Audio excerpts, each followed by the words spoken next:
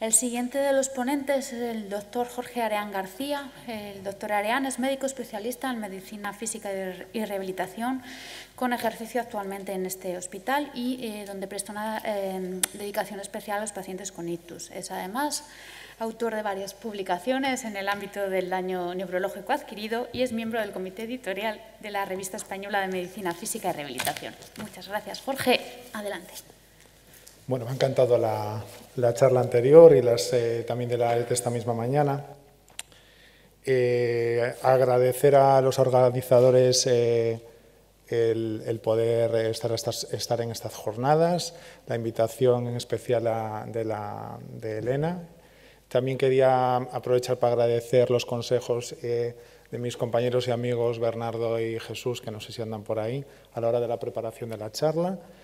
Y también aprovechar este momento para agradecer el trabajo que se realiza en el servicio de rehabilitación neurológica al que pertenezco en el UCA, que son muchos, desde compañeros médicos rehabilitadores, fisioterapeutas, terapeutas ocupacionales, logopedas, foniatra, trabajadoras sociales, la enfermería fundamental, auxiliares, técnicos, muchísima es la gente que trabajamos en el ámbito de la rehabilitación y todo el trabajo que desempeña, que a veces no es visible, me gustaría que se viese reflejado de alguna forma y que nos queda mucho por hacer, pero que estoy muy orgulloso de ellos. Me gustaría contaros muchas cosas del papel que realizamos en el daño cerebral adquirido, fundamentalmente en la fase crónica y subaguda, en consultas externas, como el papel del abordaje de la espasticidad, el papel de la toxina botulínica, el abordaje del dolor, dispositivos ortoprotésicos. Pero bueno, he querido plantear la sesión en la fase más subaguda, ¿no?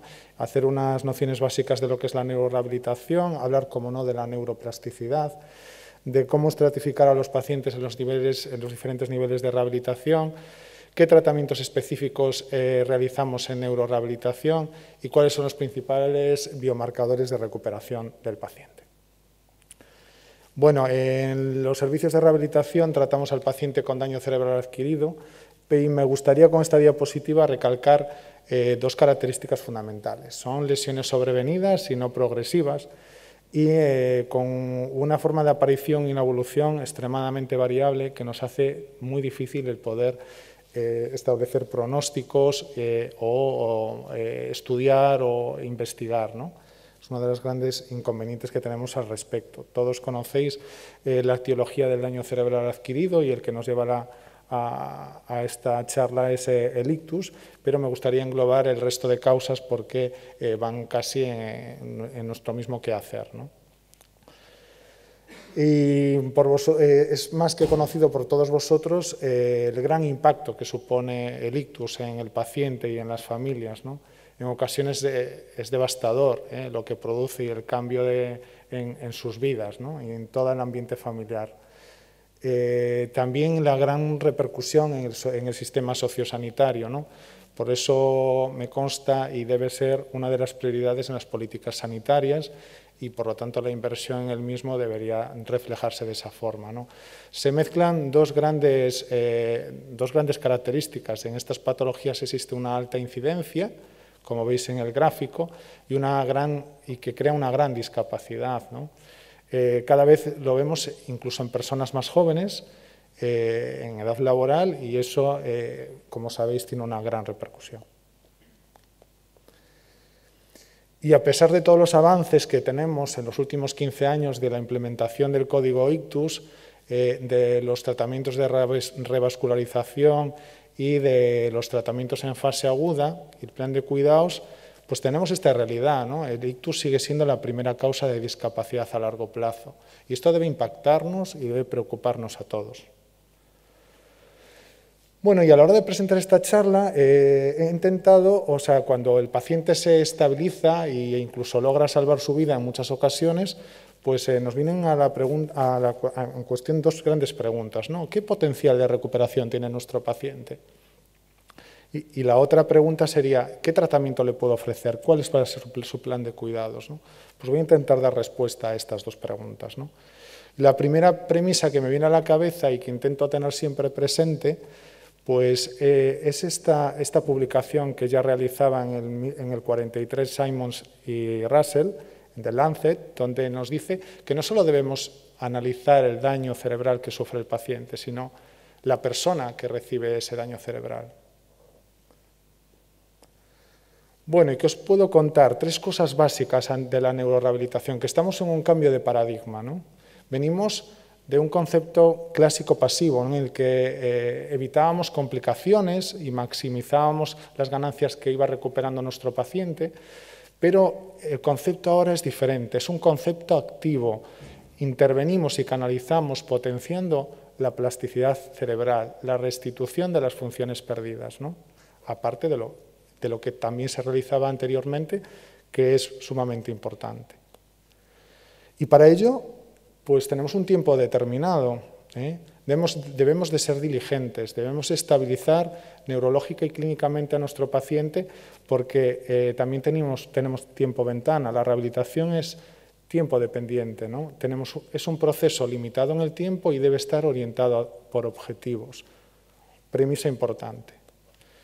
También quería presentaros este documento de recomendaciones reciente que ha sacado la Sociedad Española de Neurorehabilitación a modo de principios básicos en el proceso, ¿no?, y posteriormente publicado este año, en el que nos dan estas recomendaciones basadas en la evidencia clínica vigente actual en cuanto a quién debe recibir rehabilitación, cómo debe ser, cuándo se debe iniciar, cuánta intensidad debe recibir el paciente, quién debe proporcionarlo, dónde, hasta cuándo. Y en cuanto a qué estrategias le vamos a proporcionar al paciente, me gustaría diferenciarles en dos grandes grupos, ¿no? Técnicas en las diferentes disciplinas, tanto de fisioterapia, terapia ocupacional, logopedia, que sean de forma coordinada en cuanto a la restitución de los diferentes dominios, y por otro lado técnicas de restauración o de sustitución, en el que lo que intentamos es recuperar la función o dar mayor funcionalidad potenciando habilidades ya preservadas, en el caso de la restitución, y en el caso de la sustitución utilizando dispositivos o ayudas externas, ¿no? Un ejemplo para que lo entendáis de restitución sería un cambio de dominancia, ¿no? Pues, ¿cuánto plantearnos un cambio de dominancia por los terapeutas ocupacionales? Pues como técnica de restauración a lo mejor hay que plantearla antes, ¿no?, de haber acabado el objetivo de restitución de la función. Son técnicas que debemos modular y a la vez encajar, ¿no?, en los diferentes objetivos. En esta gráfica de recuperación temporal de un infarto cerebral, en el que veis que tiene un perfil no lineal, progresivo mayor en los 6 primeros meses, pues vemos que establecemos técnicas de neurorehabilitación de restauración del déficit, ¿no?, pero a la vez debemos ir incorporando técnicas de compensación o de técnicas de sustitución, como pueden ser aparatos o dispositivos ortoprotésicos, antiequinos, cambio de dominancia, diferentes técnicas compensatorias, ¿no? Por lo tanto, la neurorehabilitación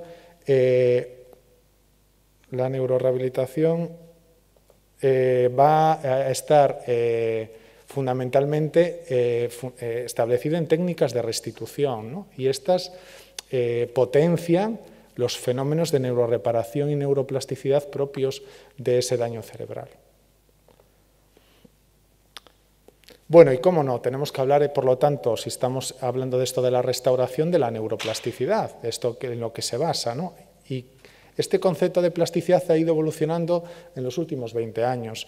En el 82, Lowndes ya define la plasticidad como la capacidad del sistema nervioso central de regenerar morfológica y funcionalmente, siendo una respuesta adaptativa a la demanda funcional. Y vemos como posteriormente Dufault y otros autores nos hablan de que ese sistema, ese potencial dinámico del sistema nervioso central es diferente dependiendo si se trata de un cerebro en una fase de neurodesarrollo, en un niño, en un periodo de aprendizaje o un cerebro ya formado, ya adulto, ¿no? Así se establecen diferentes tipos de plasticidad en función de la edad. También se puede hablar de una plasticidad por patologías o incluso por dominios de afectación. Me gusta recalcar esta definición de Kramer del 2011 porque es bastante actual. Nos dice que es la capacidad del sistema nervioso de responder ante estímulos reorganizándose tanto su estructura como su función, como sus diferentes interconexiones o su circuitaje, ¿no? Diferentes circuitos. Se trata de un proceso dinámico, continuo, que involucra cambios tanto a corto, mediano y largo plazo, que influye desde mecanismos moleculares hasta macroscópicos. Si os preguntase qué entendéis por neuroplasticidad, pues probablemente todos pensemos en mecanismos celulares de la neurona, la neurogénesis, formación de vasos, de glía, de sinapsis, ¿no? Pero es que la plasticidad no solo incluye en esa fase de celular y de neurotransmisores, sino que no debemos menospreciar los cambios que se producen a nivel génico, a nivel molecular o incluso a otros niveles mayores como el circuitaje, por fenómenos de diasquisis, de sincronización o de alto nivel como reorganización de áreas corticales funcionales o lo que llaman la plasticidad ejecutiva o plasticidad social. Para hablar de neuroplasticidad debemos conocer, aparte del daño que crea, qué mecanismos patogénicos se van a producir en ese daño cerebral, que son más conocidos por todos nosotros. Vemos fenómenos de hipoxia, citotoxicidad, inflamatoria, edema y apoptosis, por ejemplo, en una isquemia, ¿no? Que debemos minimizar. Al mismo tiempo se van a producir fenómenos de reparación y de neuroprotección, ¿no? Que son endógenos, es una protección endógena, ¿no? Y también de neuroreparación, que es lo que con la rehabilitación potenciamos. Por eso es clave en esta fase, inhibir y a la vez nosotros potenciar con la neurorehabilitación y entender la fisiopatología del daño cerebral. Me gustaría presentaros este consenso del Journal Stroke del 17, porque me parece muy gráfico, ¿no? Habla en esa fase subaguda de cuáles son los mecanismos fisiopatológicos en función de la curva temporal de recuperación funcional a los diferentes niveles, ¿no? Nivel molecular, nivel neuronal, regional o diferentes regiones, ¿no? Bueno, no sé si estáis ya muy perdidos, pero venga, queda poco. Quería hablaros de la estratificación o un aspecto importante de qué hacer en esa fase subaguda, inicio de la fase, cómo estratificar a los pacientes para optimizar los recursos que son finitos, ¿no? Me gustaría presentaros también este libro de Wilson y Evans del 2009 que he visto hace poco en un congreso de neuropsicólogos, del cual he aprendido bastante y me ha gustado, en el que me he dado cuenta de que este flujograma es básicamente lo que utilizamos en esta valoración inicial del paciente para intentar ver qué necesidades tiene el paciente y qué opciones y qué estrategias terapéuticas le podemos ofrecer y en qué dispositivo realizarlo, ¿no? Entonces, en esa primera valoración vamos a analizar cuál es el daño cerebral, ¿no? Qué etiología tiene, qué gravedad, localización, qué extensión tiene, qué complicaciones médicas tiene ese paciente, ¿no? Pero a la vez debemos analizar unos factores, los factores premórbidos y posmórbidos del paciente, ¿no?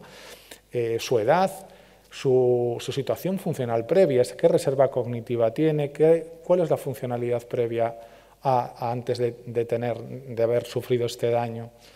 Y fundamental, el apoyo sociofamiliar que vamos a tener. También vamos a valorar los grandes déficits que va a presentar este daño cerebral y la discapacidad que acarrea.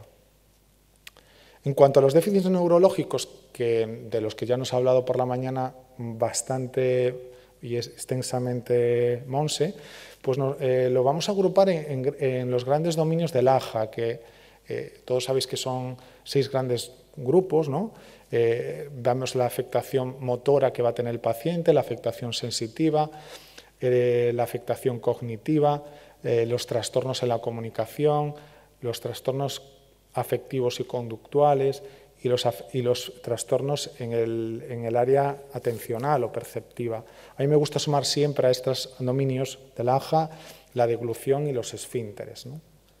Y también describir la discapacidad, que es la que tiene el paciente, ¿no? ¿Qué discapacidad vamos a tener que abordar? Y con esta primera valoración, emitir un informe inicial detallando las necesidades y los déficits que acabamos de describir para hacer una propuesta de alternativas terapéuticas y el ámbito donde se va a poder desarrollar. ¿Y dónde realizará la rehabilitación? Pues esto ya veis que en función de las comunidades, el desarrollo de los diferentes dispositivos asistenciales y de la política sanitaria al respecto es muy variable, ¿no? Pero hay bastante consenso en la literatura de que debemos fijarnos, o los criterios a valorar del recurso en rehabilitación más eficiente es la severidad del ictus, el tiempo de evolución que presenta y la situación premórbida, o sea, la reserva cognitiva, la reserva funcional previa, el ranking previo y el apoyo social. A la hora de establecer la severidad lo podemos clasificar, bueno, me gusta este diagrama del grupo de trabajo del PECAI de Extremadura, hicieron un fantástico trabajo. Y me gusta rescatarlo de ahí porque, bueno, establecen unos tipos de severidad del ictus básicamente en función del NIS, ¿no? Es bastante sencillo y puede tener sesgos de selección, porque sabéis que el NIS es una escala que no incluye o no es muy sensible a los cambios cognitivos, ¿no? o los déficits cognitivos y conductuales, pero es una escala que nos ayuda mucho y de gran utilidad para la estratificación de los pacientes. Y así poder establecer programas de alta intensidad, de mediana intensidad o de baja intensidad. Los de alta intensidad deben realizarse en centros específicos de neurorehabilitación donde se pueda realizar un abordaje multidisciplinar e intensivo del paciente. Son pacientes que toleran al menos 3 horas de tratamiento. Pacientes ya frágiles o en régimen de mediana intensidad en centros de mediana intensidad o aquellos más jóvenes que tengan un daño cerebral menor que puedan realizarse en servicios de rehabilitación de área. Y también los de la rehabilitación de baja intensidad, que serían programas residenciales o programas de atención domiciliaria. Bueno, os voy a presentar un flujograma a la hora de esta estratificación, diciendo que empezando por los pacientes que tienen mayor daño cerebral, un daño cerebral severo, estados vegetativos, estados de mínima conciencia plus, que deberían realizar programas especiales. Pacientes con daño cerebral grave o daño cerebral moderado, el dispositivo sería un abordaje multidisciplinar en una unidad o un centro especializado de neurorehabilitación. Aquellos de mayor severidad, iniciándolo con un ingreso hospitalario, y aquellos que tienen una afectación moderada ya directamente en régimen ambulatorio, pero realizando un abordaje multidisciplinar del mismo. Aquellos que tengan esta afectación, que se consideren frágiles, o sea, es decir, pacientes de más de 70 años con comorbilidad asociada, aunque el dispositivo frágil a veces es difícil de caracterizar, pues deben realizar la rehabilitación en centros de media estancia si existe potencial rehabilitador, o sea, si tenemos un índice Bartel previo al menos o más de 60 puntos. Aquellos que no tengan potencial rehabilitador, el dispositivo de derivación es a un centro residencial donde se programen también un programa específico de cuidados. Pacientes con daño cerebral leve, el dispositivo será la rehabilitación de área, estamos hablando de NIS por menos de 6, o en el caso de no poder realizar traslados al centro de rehabilitación, realizarlo en régimen domiciliario. Y por lo que acabamos de decir, ¿todos los pacientes tienen que acceder a un centro específico de neurorehabilitación? Pues no. Aquellos que tengan déficit escaso o irrelevante bueno, pues en función de sus características, ¿no? Aquellos que tengan mucho daño y que no tengan un potencial rehabilitador se derivan a centros de larga estancia o residencial, y aquellos déficits que tengan, aquellos ictus que tengan un daño en un área específica, como una hemiparesia sola o una hemihipostesia o un trastorno único en el lenguaje, pues derivarlos a los centros o a los servicios para que se le aborde ese déficit, ¿no? ¿Y por qué realizar rehabilitación en centros específicos de neurorehabilitación? Pues está muy avalado en la literatura y existe muchísima publicación al respecto. El abordaje multidisciplinar en estas áreas, en estos centros específicos, reduce la estancia hospitalaria, reduce la comorbilidad y el número y los éxitos, la institucionalización al alta. Por lo tanto, las unidades de neurorehabilitación, aparte de ser eficaces, podemos decir también que son coste efectivas porque disminuyen o contribuyen a una menor adquisición de recursos sociosanitarios. Bueno, en cuanto a los tratamientos específicos, estaríamos aquí toda la tarde. La semana pasada hubo una jornada entera de robótica en neurorehabilitación y no es mi cometido en esta sesión, ¿no? Sí que quería deciros que existe mucha evidencia respecto a técnicas específicas que no son las únicas, y, por supuesto, sin menospreciar las terapias convencionales que se están realizando, pero hay evidencia de la terapia de restricción del lado sano, la reeducación motora orientada a tareas, la robótica de miembro superior, el entrenamiento intenso mecanizado de la marcha, la robótica de miembro inferior, el FES, la electroestimulación funcional, etc. Y esta diapositiva, la verdad es que me da esperanza, ¿no? en mi trabajo, porque ya es publicado hace 3 años en el Stroke, grandísima revisión, en el que veis en rojo estudios en fase preclínica experimental, ¿no? En naranja los estudios clínicos en humanos, hasta los verdes de alta aplicabilidad clínica, ¿no? Y me da esperanza porque vienen tratamientos muy potentes, y creo que van a dar un salto cualitativo en la neurorehabilitación, ¿no? Estamos hablando de anticuerpos monoclonales todavía experimentales, interfase computadora-cerebro, factores de crecimiento. La estimulación cerebral ha dado un salto cuantitativo y ya existe aplicabilidad clínica, tanto la estimulación magnética transcraneal como la continua. La realidad virtual y la telerehabilitación han escalado en las publicaciones muchísimo, ¿no? Y así como la robótica, ¿no? Entonces, bueno, yo creo que estamos en un panorama esperanzador, por lo menos quiero verlo así. Una pincelada de neuroprotectores, pues que existen muchísimos estudios al respecto, pero menos del 20% han llegado a estudios clínicos. Todavía existe mucha controversia en la aplicabilidad de forma sistemática de los mismos, pero bueno, me gustaba dar una pincelada de los mismos o hacerlo en mención. Y no descuidar la adherencia del ejercicio físico. Es un arma terapéutica fundamental en el paciente neurológico. Tanto en fase subaguda como en crónica, la evidencia es abrumadora, como agente y tratamiento en neuroplasticidad como neuromodulador. Y ya para acabar, biomarcadores de recuperación, decir que el pronóstico en los pacientes con ictus es complejo por la gran variabilidad que tenemos, la ecuación es complicada y podemos decir que lo podemos diferenciar en factores propios del daño cerebral, neurobiológicos y factores ambientales. En cuanto a los biológicos, destacar la localización y la extensión y la gravedad inicial. Y en cuanto a los factores ambientales, la edad y el apoyo sociofamiliar, así como la reserva funcional previa y la reserva cognitiva, su situación funcional previa.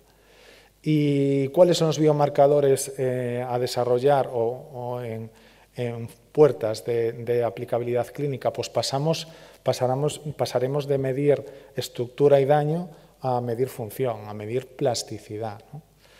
Las técnicas os suenan, aunque todavía no están en desarrollo, no llegan a hacerse de forma generalizada de aplicación clínica en los hospitales, pero está la tractografía, la resonancia magnética funcional, el PET la estimulación magnética transcraneal, o sea, debemos medir, son biomarcadores a tener en cuenta en el futuro. En cuanto a los biomarcadores de recuperación en el ictus en el dominio motor, los estudios que he podido ver hablan del volumen del infarto en la fase aguda y la afectación del tracto corticoespinal. También me gustaría resaltar la respuesta de potenciales evocados motores a la estimulación magnética transcraneal. En el dominio cognitivo todavía no hay biomarcadores para utilizarse en ensayos clínicos, pero hablan de las medidas de integridad de sustancia blanca. Y en cuanto al dominio en el lenguaje, me gustaría destacar la integridad del fascículo arcuato, que por ahí van muchos de los estudios al respecto en cuanto a biomarcador del lenguaje. Bueno, para concluir, este mensaje, que en la neurorehabilitación tenemos periodo ventana terapéutica, es tiempo dependiente, que fundamentalmente la neurorehabilitación se basa en la fase de restitución, que potencia los mecanismos de neuroreparación y neuroplasticidad, que debemos inicialmente estratificar para optimizar los recursos disponibles de forma adecuada y que todo el mundo llegue y tenga la mayor equidad posible. Que los centros específicos de neurorehabilitación son eficaces y coste efectivos y que existe evidencia significativa de los tratamientos específicos en neurorehabilitación y debemos afianzar los biomarcadores de recuperación. Muchas gracias.